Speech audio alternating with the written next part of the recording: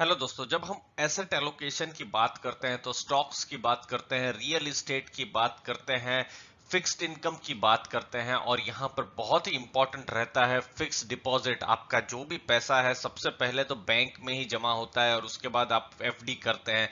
यहाँ पर भारत की सबसे बड़ी bank state bank of India का जो लेटेस्ट इंटरेस्ट रेट है 2 करोड़ से कम का, वो हम आपको बताने वाले हैं। क्या एफडी रेट्स है लेटेस्ट आज की तारीख में, वो हम आपको बताएंगे। अलग अलग टेन्योर में क्या क्या चेंजेस हुए हैं वो हम आपको इस वीडियो में बताने वाले हैं।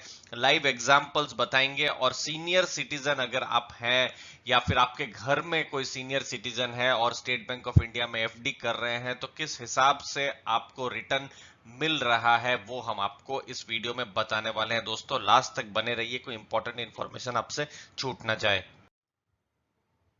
देखिए, स्टेट बैंक ऑफ इंडिया ने अपने जो रेट्स है मई 27 को रिवाइज किए थे और उसके बाद 10 सितंबर को उन्होंने रिवाइज किए हुए हैं। तो यहां पर ओवरऑल आप रिवीजन देखें तो कोई चेंजेस नहीं है जो भी आपके सामने स्क्रीन में दिख रहा है। यानी 7 से 45 दिन 2.9%, 46 से 179 डेज 3.9%, 180 से 210 दिन 4.4% और 211 से एक साल के कम तो 4.4%। और वही सीनियर सिटीजन के केस में आपको जो भी एफडी का रेट है वो 0.5% ज्यादा हो जाता है। तो 2.9 है तो 3.4 हो जाता है, यहीं पर यहाँ 4.4 है तो 4.9 हो जाता है, यानी 0.5% एक्स्ट्रा। तो चेंजेस कहाँ हुए हैं, चेंजेस जिस टेन्योर में हुए हैं वो आपको बताते हैं। तो दोस्तों चेंज हुआ है 1 साल और 2 साल के कम की अवधि वाला जो एफडी है उसमें चेंज हुआ है। जो पहले 5.10% था जो घट के 4.90% हो गया है।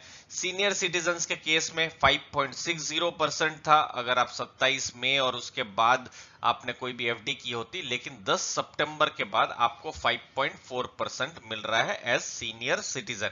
लेकिन फिर वही ट्रेंड है कि सेम इंटरेस्ट रेट है। देखिए 2 साल से 3 साल का इंटरेस्ट रेट 5.10 कांस्टेंट है और 5.6 सीनियर सिटीजन के केस में, यानी सेम 0.5% ज्यादा है।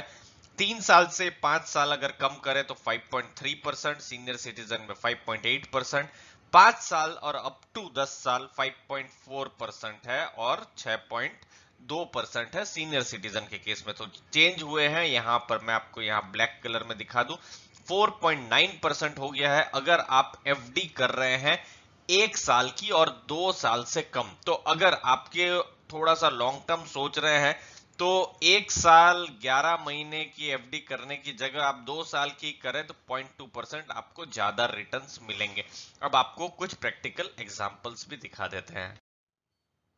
अब देखिए ये जो एफडी चेंज हुई है उसमें कैसा फर्क पड़ेगा, क्योंकि देखिए अब 1 साल और 2 साल से कम का टेन्योर की एफडीज है तो आपके लिए लॉजिकल है कि आपको उस हिसाब से प्लानिंग करनी पड़ेगी। देखिए अगर आप 1 लाख रुपए इन्वेस्ट करते पहले, यानी वही मई 27 और 10 सितंबर से पहले 5.1% का इंटरेस्ट रेट, तो आपको मिलता 1,05,198 रुपीज, जो कि अब मिलेगा 1,04,990 रुपीज, क्योंकि अब इंटरेस्ट रेट घट गया है 4.9% हो गया है। तो टोटल डिफरेंस कितना हुआ, 1 लाख रुपए में आपको 208 रुपए का डिफरेंस हुआ, यानी 208 रुपए आपको आज की तारीख में फिक्स डिपॉजिट में कम मिल रहे हैं। तो इस चीज को आप जरूर ध्यान में रखें।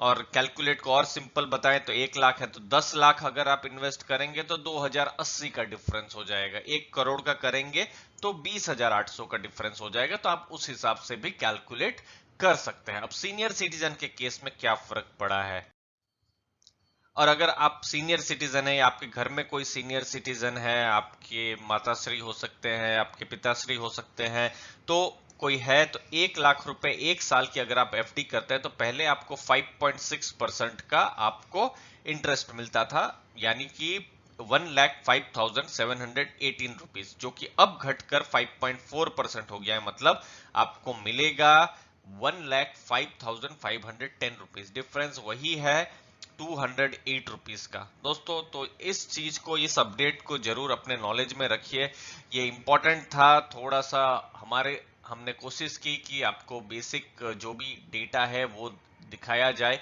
और चूंकि स्टॉक मार्केट तो आप करते ही हैं, वहां पर फोकस है ही, म्यूचुअल फंड में फोकस है ही, लेकिन as an asset allocation focus जरूर होना चाहिए। एफडीज में भी, लिक्विड कैश में भी, सेविंग अकाउंट्स में भी, तो सब चीज का एक बास्केट होना चाहिए। ऐसा नहीं होना चाहिए कि आपने पूरा पैसा एफडी में ही डाल दिया, नहीं तो इन्फ्लेशन भी बीट नहीं होगा। या फिर ऐसा भी नहीं है कि सब पैसा आपने इक्विटी में डाल दिया, तो आपके रिस्क भी बहुत बढ़ जाती है। तो आपको हर चीज में पैसा डालना है, गोल्ड में भी थोड़ा डालना है, एसेट एलोकेशन के हिसाब से करना है, अपने फाइनेंशियल एडवाइजर के साथ बात करनी। उम्मीद है आपको ये जो जानकारियां हैं पसंद आई होगी, आपको वैल्यू एडिशन हुआ होगा। दोस्तों, आपने अपना समय दिया उसके लिए बहुत बहुत धन्यवाद।